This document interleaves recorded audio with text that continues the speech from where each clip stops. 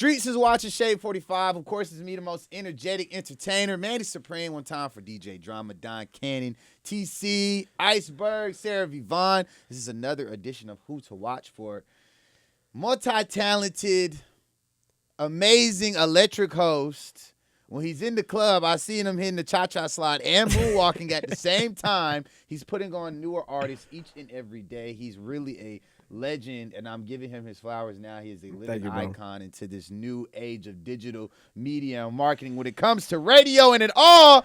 Mr. Gabe, he is in the building. That's a good intro, my brother. Thank you, bro. Is that your best intro yet? That's probably my best intro yet. Of like an interview for sure. Yeah, if you ain't already know, it's Mr. Gabe, P.A.K. Mr. Step In, Step Out. Don't get stepped on. Yeah. Mr. On the Radar Radio. We in the building, man. How you feeling, man? I'm feeling great, man. I'm enjoying my time in Atlanta. I just got my car. Yeah. So I said, man, it's crazy because I told TC, I was like, I was trying to get in touch with the rental folks for you, so you ended up getting something. I got something from the airport. Yeah, I got a little 5 Series from the airport. Yeah, so I'm chilling right now. But nah, it's cool, man. I'm still catching the vibe with Atlanta. It's my first time out here, so like, which is funny because everybody out here keep being like, it's your first time in Atlanta. Exactly. You would think you've been out here multiple. But you know what it is, bro? I think it's just like, I'm from New York, so it's just like sometimes it's, people. What did somebody say to me earlier? Somebody was like, oh, like, you probably just ain't never been into Atlanta because Atlanta has so much to offer in the music industry for show. Yeah. But, like, also New York just kind of has, like, everything. That's literally what we was just talking So it's not like about. it's not that I never wanted to come to Atlanta. I've always wanted to come to Atlanta, right? But it's just like I've never had, like, the need to come. Or, like, not too many of my friends really live here. A lot of my friends live in Houston, Orlando, Miami. So, like, I haven't had the type of friends to, like, just go and visit. So, but it's cool because this trip, I know a lot more people and we're doing a lot more cool shit. So it just kind of made sense. And I think this is my 4th or 5th day out here. I love it out here. It's great. It's a good vibe. It's a great You was partying with us Saturday. I was. It was a shout out Kara, shout out Tony Snow. Yeah, Yep. you had the gang in there with you, man. Yeah, and the gang gonna be there. By the time this happened, the show already happened. Knock on wood, pray to God, everything went well by the time that this is airing. But the show this Friday too, we gonna announce that today we announced the show you were hosting. Yes, fire! I can't wait. You and Mr. J Hill, which I'm very excited about. I really wanted to keep it super duper Atlanta.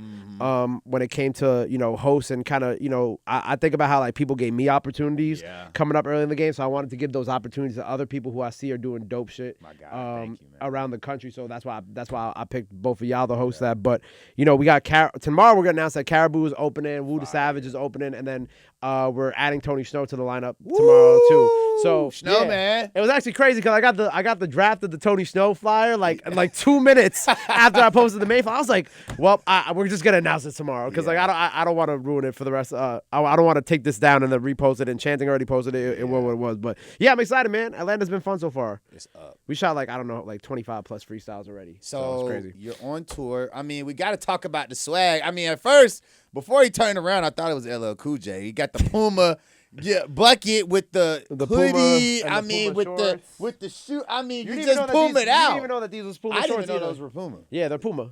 So, first off, how did the collab come about? You're on tour right now. Yeah. You're just saying it's the most you've ever traveled. Definitely the most I've ever traveled. The Puma collab, shout out Toby. Toby works on my team. She does artist relation, and she's really been holding it down on the brand partnership side, too.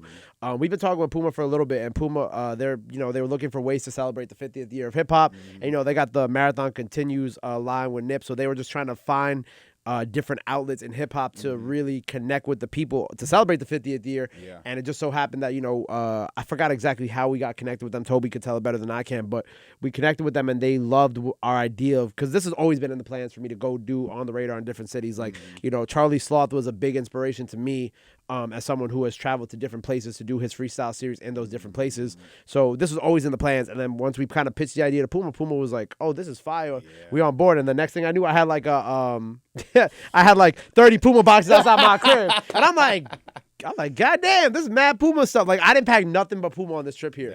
Because, I know how I am. And I'm like, look, man, if I'm going to, be a part of Puma, I'm fully committed to this, I'm even though, like, bucket hats are normally my thing, I'm going to make it, I'm fucking with the... You're swagging it out. The shades is matching. It's a good Thank you, vibe. bro. Yeah, so I'm going to make it work. And honestly, like, Puma, like, they really have stepped up their game in terms of like their clothing and even like the Marathon Continues line, which I have, but I don't have on today. Yeah. Man, they're still killing it. So shout out Puma for really coming on board and really holding us down on this tour, because it's just been really exciting. And of course, shout out Generation Now for hosting us down here. Shout out the home team. And how has that been? So you shot how many freestyles so far? I want to say like close to 25, probably, Jay. Maybe like about 25, That's and we right. still got just here in Atlanta. Just here in Atlanta, and we so still have 4 how days many left. More days? We got 4 more days left of shooting. We shot a Slaughter Gang cipher the other night, with all like 21's artists, and then we're actually shooting a ladies' night cipher this Thursday. Which is, if you hit the On the Radar, the history of On the Radar. Like our first ladies' night cipher, which was all New York artists, has currently sitting at like 1.3 million views on YouTube. Literally have it right here. Is hella. Yeah, a lot of views on that one. And we had like Lola Brooke, just a few names: Lola Brooke, Connie Diamond, London Hill. All 3 of them are signed now. We had K Goddess, Billy B, Big Zen, Pretty D. So there's like an incredible lineup on that first ladies' night. But this time we upping it even crazier. So on this one here, I'll read off some of the names for you because I don't know if I told you yet. Got some but exclusives. yeah, you got something. Well, I mean, like you said, by the time people hear this, it's it'll gonna probably be out. So if there's someone's name that I read today that they're not on the cipher, it means that it just didn't happen. Big Boss Vet, Mellow Bucks, Cali, Sexy Red, Enchanting, Skylar Blatt, Big Brat from Slaughter Gang. She actually on 2 ciphers with us down here. Shout out to her. Vanilla from Detroit, Erica Banks, Pretty Brea, also from Detroit, Killuminati, and K Carbon.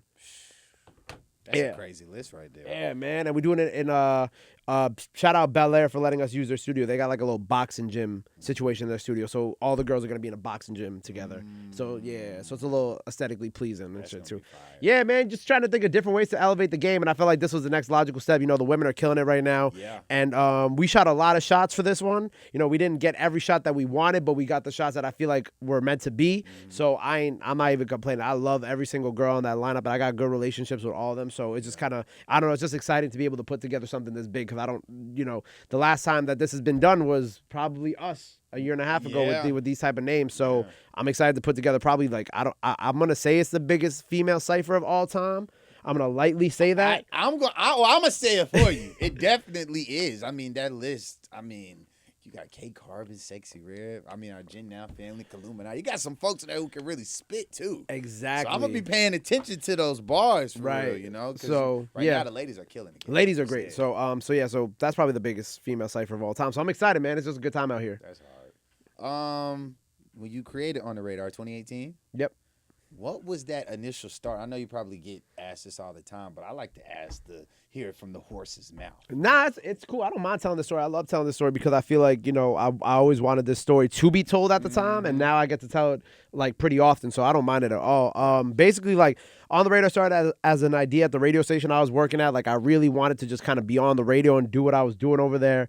And, they basically allowed me to, they had a room in the station. They're like, look, this can't be like the stations, like we can't brand this as the stations yet because you're so new, but like you could build this on your own, right? And you could kind of do your own thing. And I'm like, all right, cool. I'm just happy to take the space and the cameras. So I just started building On the Radar in that room. We did like 1 or 2 interviews a week, and then that evolved into maybe like 2 or 3 every now and then we had a different room because some Republican radio host took that room up, and I was like really pissed about that. I shot in the same room that Charlemagne did Brilliant Idiots in back in the day. Yeah, so we shot in that room just later in the evening, of course. Legendary. And then so I had this other back room, which was literally just like a closet. And funny enough, Little Gotti, who I just had, he actually came to that closet to film a video game show with me back in the day. So we shot in that closet. Then the pandemic hit, and we kind of like just like exhausted all the interviews that were in the tuck. And then I just started doing Zooms one day. I was like, damn, what am I going to do? And I just started doing Zooms. And I was like interviewing anybody from anywhere. Like, I really did not care. Like, if you had like a little bit of a following, like, let's get it in. Let's do something. Let me interview you, because I wanted to just kind of spread my wings and kind of get in tune with people from other places. And then once everything kind of started opening back up in 2021, I was like, all right, I want to start doing in-persons again. So we started doing in-persons here and there at this other studio called Studio Square. Shout out the team over there for letting us record there, where we filmed our biggest interview at the time. It might still be the biggest interview view-wise. I got to check on it, but it was K-Flock, B-Loves, and Dougie B's first interview. It was K-Flock's first interview and Dougie B's first interview, and B-Love might have been like a second or third, but it was their first and only interview with all of them together at the time. So as the Bronx drill scene was popping at the time, and nobody was coming to New York, I was like, all right, I got to interview people, right? So I was like, perfect. we got a buzzing scene right now. Facts. Let's go hand in hand. Let's do it. Yeah. So we started building it through there, and then the freestyle series came about, and then we just kind of went crazy. And as the drill scene was going on, and people were starting to come back to New York, I was also like on the low working on like my okay. We got the drill stuff right now. We going crazy with this, right? Glad I could represent New York, but then now, okay, how do I expand this to beyond just New York? Because I feel like a lot of people for a while was like On the Radar is a drill platform, but it was never a drill platform. It just so happened that was the moment that we had that really got us going in the industry. Yeah. So I was like, how do we expand this? You know what I'm saying? How can we take the momentum that we have and we expand it? And then we've worked pretty well up until that point. We've had everybody from, G Herbo. I did Glorilla's first New York interview.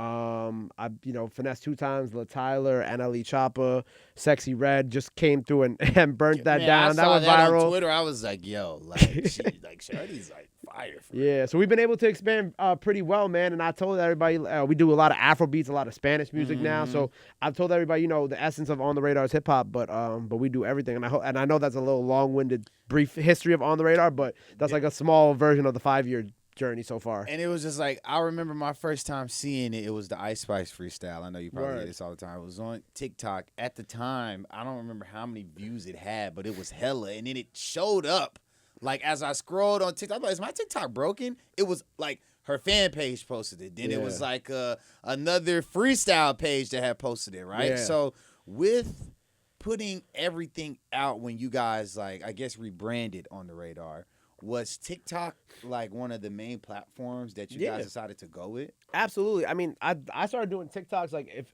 it's impossible to scroll all the way back because we got thousands and thousands of TikToks on the page. But if you really scroll all the way back, when I was doing Zoom, that's when I started doing TikToks. Like around the time, like when I started doing the Zoom interviews in like summer 2021, that's when I was doing that's when I started the On the Radar Instagram page. That's when I started the TikTok page. Like I was doing all that back then, so that was already kind of the TikTok was already moving just like a little bit, but definitely like TikTok has been like such an important part of On the Radar and kind of just our seeding of our content out into the world. Like people make TikTok edits all the time. I actually met this one, like the shout out this 50 I think his name was Nate. He was 15 years old. He was from like upstate New York. He was making like lyric videos for me for a while too, which I really appreciate because I thought that was super fire. And I was just I was putting money in a young creator's pocket, which I thought was really dope.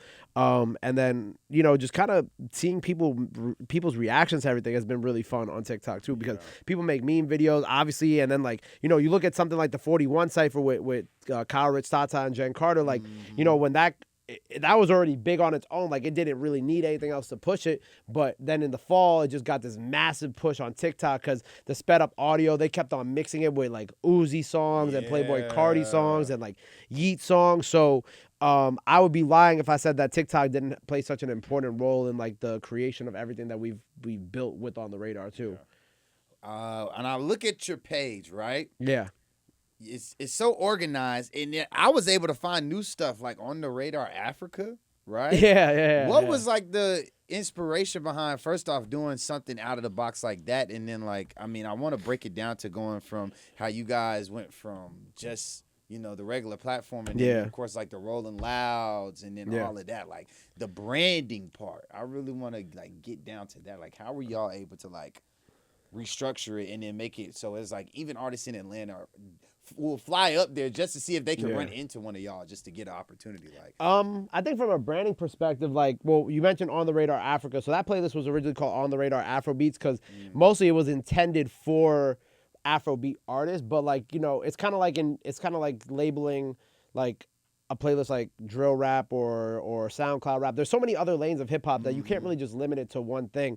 So it was originally an Afrobeat playlist, but then like I got introduced to artists who made like high life music, which is a type of sound in Ghana, or like drill music from Ghana. Like I couldn't just leave it as an Afrobeat playlist on the channel anymore. It had to properly represent Africa and the artists who are coming over here from Africa to do my show, and the artists who are American who they're from Africa, like they moved over here from Africa and now they're coming on my show because they're also making Afrobeat music. So I needed the playlist to be able to reflect all types of African sounds, not just Afrobeats, not just African drill, not just high life or any other sounds coming out the country. So that's why I labeled it that. So for me, it's just like, it's kind of important to distinctify certain things. It's like, even if you look at our performances versus our freestyles, the performances normally have different colors in the background. Freestyles are the traditional green room. There are a few performances that have the green colors, but that's either by accident or, if they did a song for a freestyle, like the song came out, or, there's like little instances here and there. Yeah. But I'm really big on like the branding, the DJ sets. There's a very specific look for how the DJ sets appear on the page. And even like if I probably could do a Spanish playlist, like an On the Radar Latin America. I have enough freestyles to do an On the Radar Latin America playlist. I just haven't gotten around to doing it yet. But I think like as we continue to grow, like, there's a South by Southwest playlist. There's going to be an Atlanta playlist. As we continue to grow, there'll be a Detroit, a Chicago, so on and so forth, and eventually leading to like a UK playlist when we go over there. Yeah. But yeah, like I just like to keep things very organized and very like so people know like interviews, performances, South by Southwest performances, On the Radar Africa, so they know like if there's a specific performance or interview that you like, you know where to find it in the playlist because we do put up a lot of content, which I understand. Yeah. So I like to make it easy for people to find like the things that they want to watch over and over and over again. Yeah. Plus, you also want to keep people on your channel for a long time. So like I look at my channel like a black hole. Like I want to make it so I look at content like a spider web. Like everything should lead to something else. So like if I have an interview with like Tony Snow, right? Like I got the freestyle with Tony Snow out. I got the South by Southwest performance with Tony Snow out. I got the performance of what's the song off the project? He did a song off his project that we put out today. That was a performance. And then tomorrow I got the interview. So how can I make it so people just get lost for an hour watching all that shit? And just kind of connecting people to different performances and different things of their favorite artists on the radar. I think that's dope. You can go into like a whole deep dive of one artist on one platform. And I put up if I'm bored, I'll like let's say the Tony Snow interview got like 15 social clips from the interview, and on a Saturday I'm bored, I'll just sit there and I can upload like 200 YouTube shorts on a good Saturday, like if I'm not doing nothing. And that's just what I do because I just know like that's what people like. It might not touch as many people as you think, but look, man, if I upload 10 YouTube shorts and each one of those YouTube shorts gets 100 views, you know what I'm saying? That's 1,000 views. Yeah. That's 1,000 views I didn't have yesterday. Exactly. I think, LaRussell said it very well on Twitter the other day. I wish I had the tweet in front of me, but LaRussell says, as a creator, anything above 1 view, 1 play, 1 stream is a success. If you get 1 view, 1 play, 1 stream, you're already being successful. Yeah. Because you're already you started for nothing. Speaking of starting, Power 105. Yes. How did you get your start there, and like, where do you see radio? So I got my start at Power actually when I was 19. I'm 26 now. I'm about to be 27 in August. Angie, the quick story behind this is that Angie Martinez came to my school on her book tour.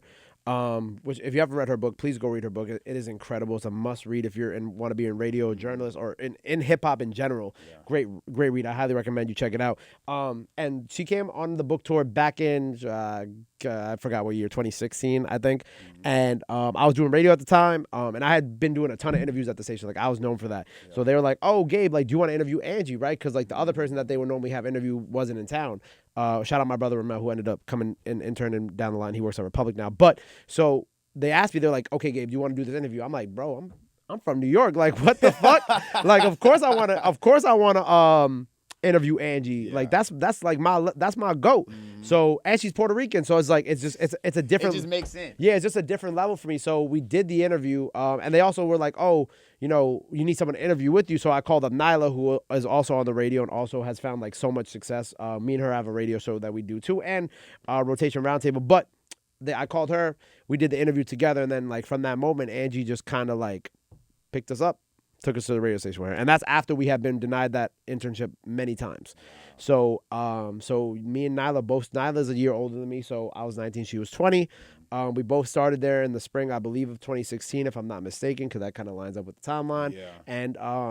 And we've been there ever since, man. Like we interned there. Nyla kind of did her own like little side gigs, and then she ended up on the radio. I took on a full-time position as like the digital content manager for Power, so I ran their social medias up until last summer, and then I left to do On the Radar and all my other ventures full time. So I've been in radio for 7 years now. But people always be like, "Oh, is radio dying? Is radio going away?" But like, I think your answer to that question is like when you see an up and coming artist get their music played on the radio and how excited they are. Like people are still just as excited to hear new music on the radio and their music on the radio as they were 15, 20 years ago. Exactly. It's just like, radio just has to, for radio to stay relevant, people in radio just have to be aware of what's going on and how to stay relevant and how to keep up with the times. I don't think it's a question on if radio is dying. I think the question is how is radio sticking with the times? You know what I'm saying? Like, is radio doing its job staying with concurrent with the artist. And I can't speak for everybody. I can speak for myself where, Yeah. you know, on my show on Power, like Friday nights, we play new shit. Yeah. You know what I'm saying? Like me and DJ Will, like there was a good amount of time last year where Will and I were doing entire UK sets. Like just straight UK music. We played Digga D, Central C, AJ Tracy, Tion Wayne, H, RD. Like we were Russ Millions. We were just doing straight UK sets, and then we do straight Afrobeat sets and straight dancehall sets. Like we were doing shit that other people are like afraid to do. You know, so Did you see that transcend well with you guys listeners? yeah, I definitely think so, because people be like, this is different. Like, we're not, like, used to this, but, like, it's dope. And I think, like, people want to hear new music. You know, I think the radio programming sometimes can, depending on the place and the location and the city, like, you might hear the same song over and over and over again. And I think that, you know, when it comes to radio, too, like, there has to be a certain level of, like humanity or, like, care that goes into, like, putting together, like, you know, the songs that you hear on a day-to-day basis, because sometimes people don't want to hear the same thing over and over and over again. Like, especially when it comes to young people like us, like, we want to hear new stuff, and I know that I'm someone who wants to hear new stuff, and I still listen to the radio, but also, you know, radio's got to compete with, you know, streaming services, and that's not easy, but there is a way for them to compete. You know, there's plenty of DJs who make fire mixes who are on the radio, who play new stuff, and I think that we got to salute more people like them, and we got to continue to uplift, like, young people like you and me, so that way we can, you know, really allow people to know and grow and change, because I think, like, you know, if we set the tone, it's like, okay, we got, you know, we're young in this game, we're up and coming, we're playing new and upcoming music, and this is what people want to hear, then I hope that by the time that we're in the age of people who are in charge, we have a better understanding of what we should be looking for in the next generation. Like, we're the gatekeepers, but we're gatekeepers who will be gatekeepers who have to know when to allow the next generation in, you know, and you know what I'm saying? Like, you just gotta know when to let certain people from the next generation in. You don't need to let everybody in, because, you know, not at the end of the day, not everybody's good for business, but, you know, you gotta know who you should be letting in, because at the end of the day, like, people want to hear new shit. You know, I get tired sometimes of hearing the same old, like, you know, 90s hip hop. You know, I'm not like, and that's not me shading 90s hip hop. I love 90s hip hop. That's what I grew up on. But, like, you know, I like hearing that. I like hearing the new K-Flock sometimes, or I like hearing, like, the new music that's coming out of Atlanta. You know, like, I want to hear some new Slaughter Gang, or I want to hear some Huncho, or I want to hear I want to hear some new shit sometimes. So I just think it's about finding the balance between the old, the new, and kind of like the people who are in charge, and just kind of just staying relevant and staying up, like, you know, and as young people, we have to do the job to make sure that people stay in the know. Like, I put people on all the time, like, you know, and that really helps, because people, you know, like, I'm trying to think of an example. K-Flock and B-Love, perfect example, right? One of my first times even getting put on the K-Flock, shout out Friday Productions, Harrison. Yeah. I was riding with him listening, but as soon as I heard a song, I seen him on the radar freestyle. Yeah, K-Flock doesn't have a freestyle. K-Flock has the interview. I mean, right? the interview. Yeah, the K-Flock has the interview, but what people may not know, I know I said it for B-Love, but, like, at Powerhouse, you know, that's our yearly concert that we do, and K-Flock and B-Love came out at the one 2 years ago, and that was because that I said, like, yo, like, let B-Love open, we gotta get K-Flock, you know. Did you get any pushback with that? No. They were very open to it. Like, even this past year, we had Bam Man Real open. That was me. You know what I'm saying? I made the call to get Bam Man Real to open, because we were in Jersey. It felt right. Bam Man Real had been going viral with the Jersey club sound. Like, it's only fair. And Ice Spice too. Like, I pushed for them to put Ice Spice on the lineup, which unfortunately I think she was super sick or something, like, so she couldn't pull up. But you know, the thought was there to, like, you know, like, let's get her on the line. She only had Munch at the time, but I was like, no, y'all gotta, like, we have to believe in this girl, because this girl's from the town. She's doing an amazing job, and we just have to, you know, we have to uplift her. You know, so that's a big thing for me. I feel like one of the most viral freestyles came from Ice Spice when it started to do what it did. Where were you at the time? And then, like, was putting Ice Spice on the radar solely your idea, or how did that even come about with reaching out to her team? I just reached out to Ice Spice. That was just a me and Ice Spice play at the time. But where was I when it was blowing up? Well, I mean, like, people don't know that it didn't really blow up until, like, around the time Munch came out. Like, it was doing very well. Don't get me wrong, it was doing very well. But definitely Munch did help the freestyle, and I like to hope that vice versa. But to bring her on the show, I'm trying to think how it happened. Shout out my brother Glenn Brown. Glenn Brown manages Cash Cobain, who's another incredible artist and one of the best producers out right now. Me and him, I think he had put me on to Ice Spice early on, or maybe I found Ice Spice and me and him were politicking about it because I like running New York artists by him. Like I just like talking about it.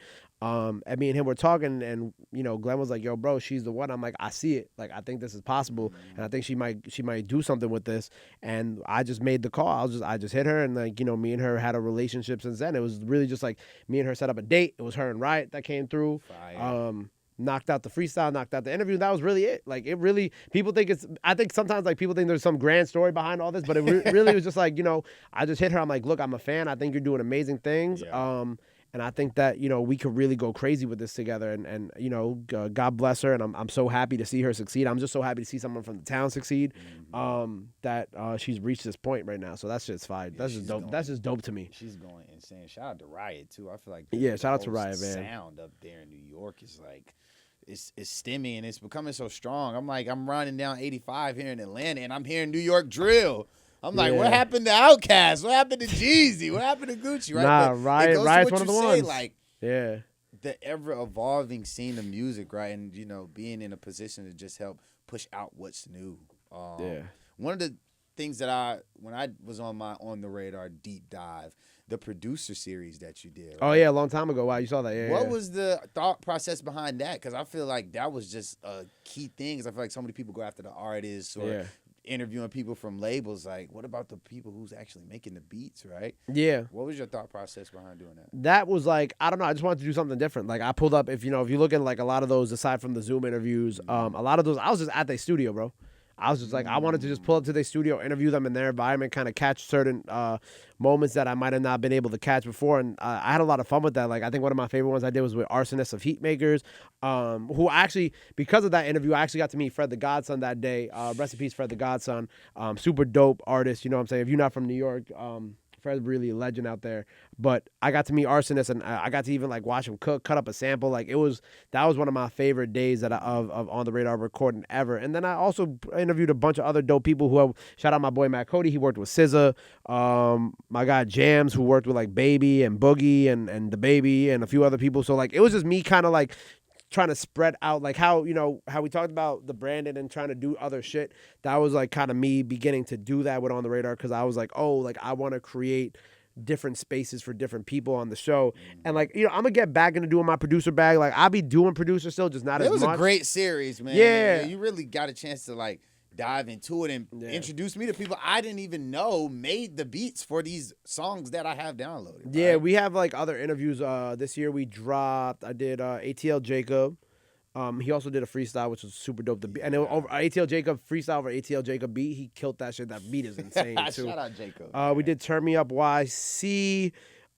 We did 2 of G Herbo's producers, which was super dope. I'm trying to think of the other producers that we did this year, but those were definitely a few of them. And like I said, I still interview producers. It's just, not always. We did take. How can I forget? We did Take Heat this year. So it's just not always as often that I get to do them. But like, I do accept producer interviews in New York, especially when they're like legends. Like Tay and Turn Me Up YC and what they've done so far in their career. So I definitely still do them. I might bring it back. It's just like, there's like a lot of different things that we're doing with On the Radar. So it's kind of hard to just be like, okay, I want to go do this series and I want to go do this. It's kind of, I just accept things as they flow.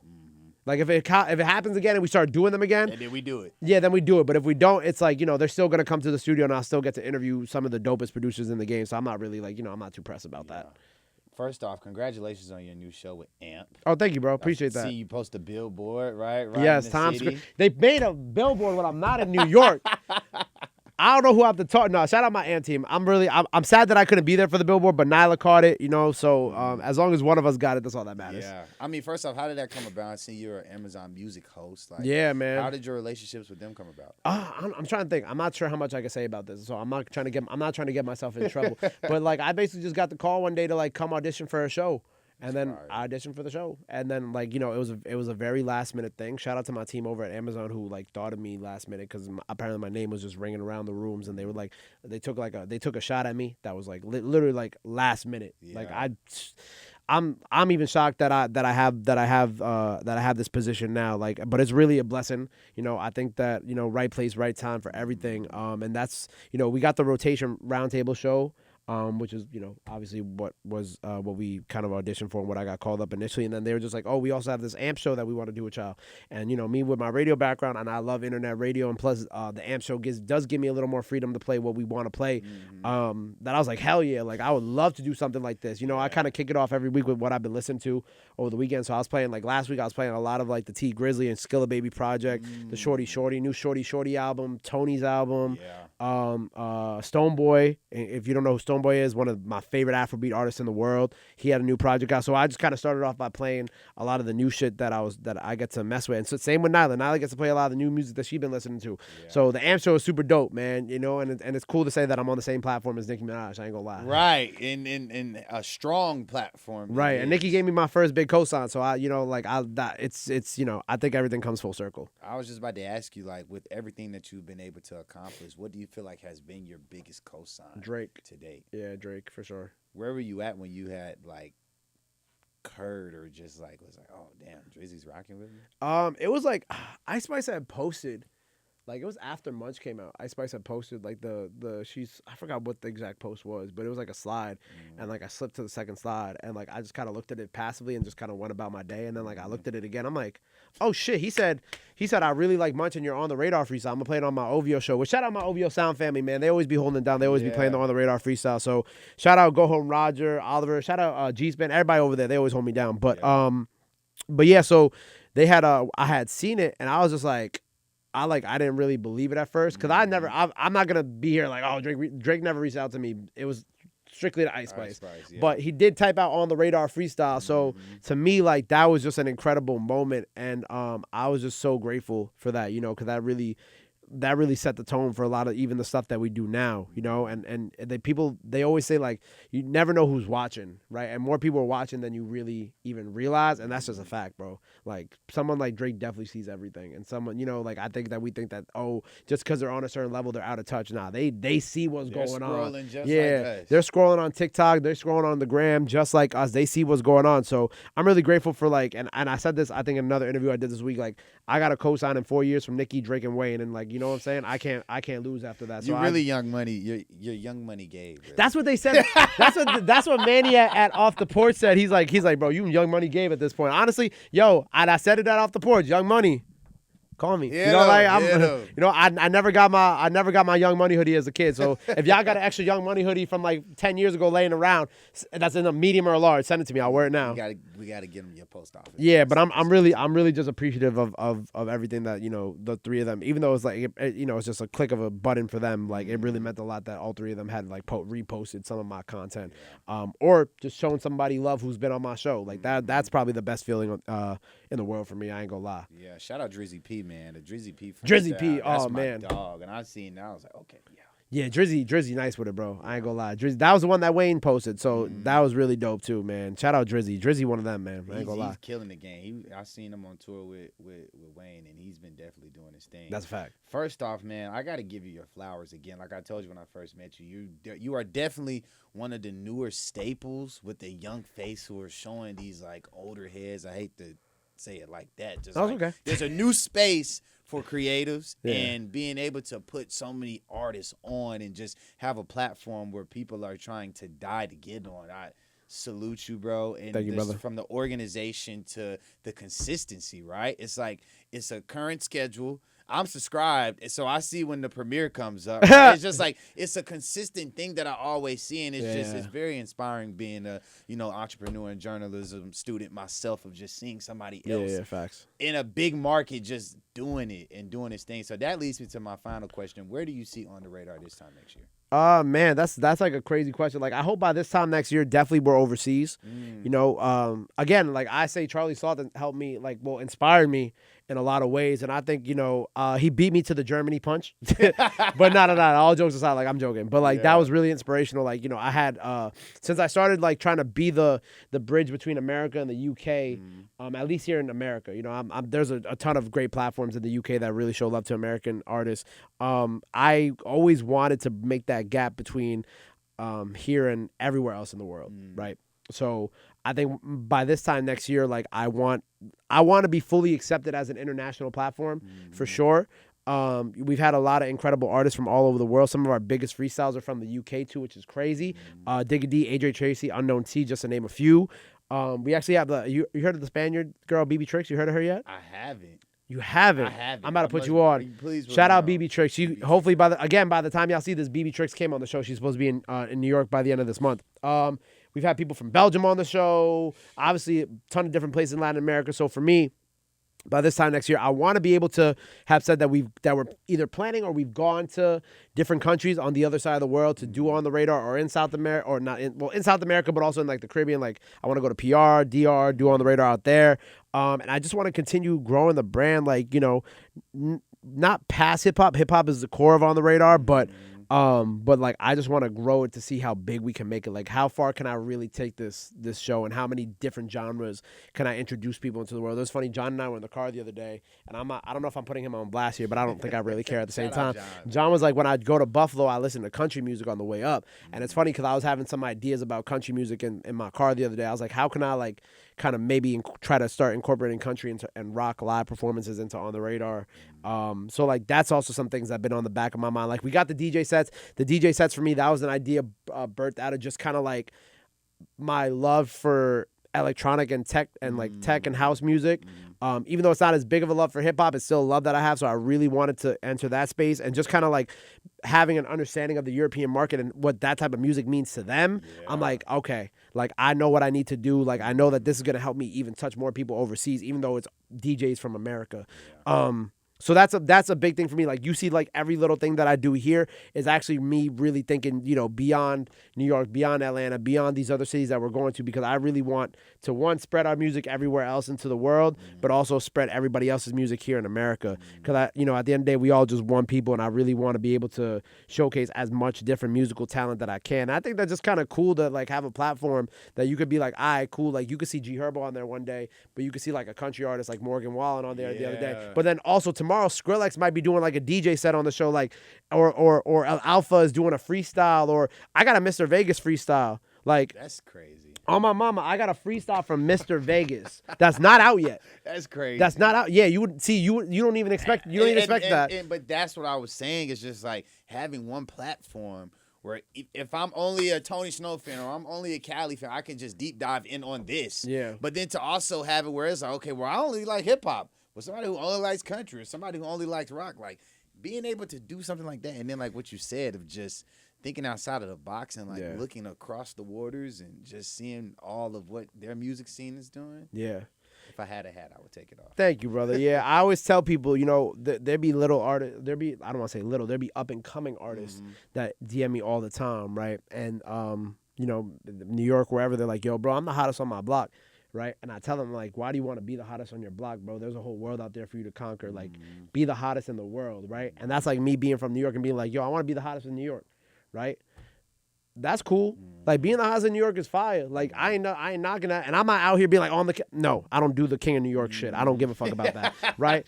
Like, I don't like those conversations. I don't care about those conversations. Yeah. Like, people like New York is just the stepping stone, right?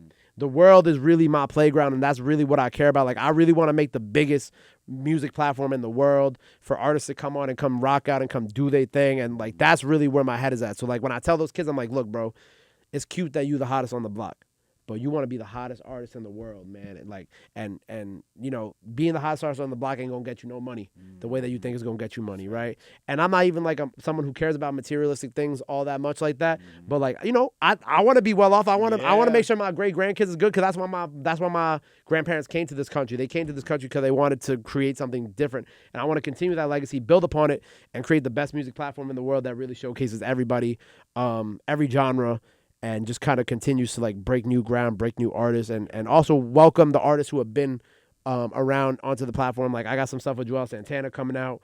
I have a freestyle from Cassidy that isn't out yet. Like I said, Mr. Vegas. Like again, I have Mr. Vegas and Intense. You ever heard of Intense? I have. So I have a new dancehall artist, and I have and like some a legend like Mr. Vegas. That's just in the tuck. Now, if I drop them both on the same day, I'm a legend. You feel me?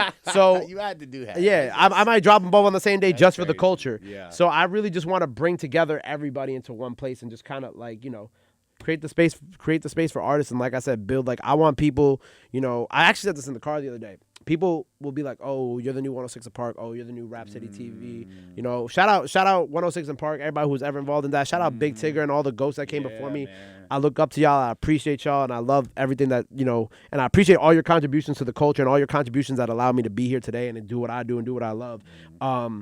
At the end of the day, what I want how Americans perceive on the radar. I mean, not on the radar. How Americans perceive those platforms. I want people around the world to perceive me like that. Like, I want people in the UK to be like, "Yo, remember when we used to watch On the Radar?" Or I want people in Ghana and Nigeria to be like, "Yo, remember when we used to watch On the Radar in Jamaica?" Like, that's how I want to be. That's what I want my legacy to be, and that's how I want to be remembered. So it's just about building upon that. And like I said, everybody who came before me that's influenced me, the Angie Martinez's, the Breakfast Clubs, the Fire and the Booze with Charlie Sloth, the Zane Lowe's, the Tim Westwoods, the Funk Flexes, the Big Tiggers, the 106 and Parks, and I don't want to the LA Leakers. Like, I don't want to forget nobody because I don't want anybody to feel like I'm disrespecting them or disregarding them. But I'm an amalgamation of everything that came before me, and I just want to build on their legacy and just create something better for the future. Yeah, man. Every time I talk to you, I just get a new idea of inspiration, man. Again, I appreciate that, Gabe, brother. Much love, man. Much success to you. I'm so likewise, proud of brother. everything And that congrats you're on doing, graduating, man. Thank You know you, what I'm man. saying? Thank you. I love seeing my fellow brothers and sisters winning, man. Like, I love just being able to sit across with people, and especially, like, college is something that people be like, "Oh, you ain't need to go to college," but college is the reason why some of us are here. I'm not saying you need to go to college, but college is the reason why a lot of us is here, because of not so much the education, but the experiences that we have that led us to be at the Shade 45s or at the Power 105s and the Amazons of the world. So, you know what I'm saying? I always tell people, look, college don't got to be for you, but give it a shot, because you never know what's going to take you. Obviously, it took you very far. Exactly. Congratulations on graduating again, bro, and I look forward to seeing everything that you do after that, too. I'm super excited just to build this relationship and just, see where On the Radar is going to be the next 10 years from now, bro. man. Absolutely. 100 million everything, right? Another edition of Who to Watch For. One time for my dog, Gabe P, the whole On the Radar family with me, Manny Supreme. Make sure you guys like, comment, and subscribe. And always have us turned up each and every Friday night right here on Shade 45.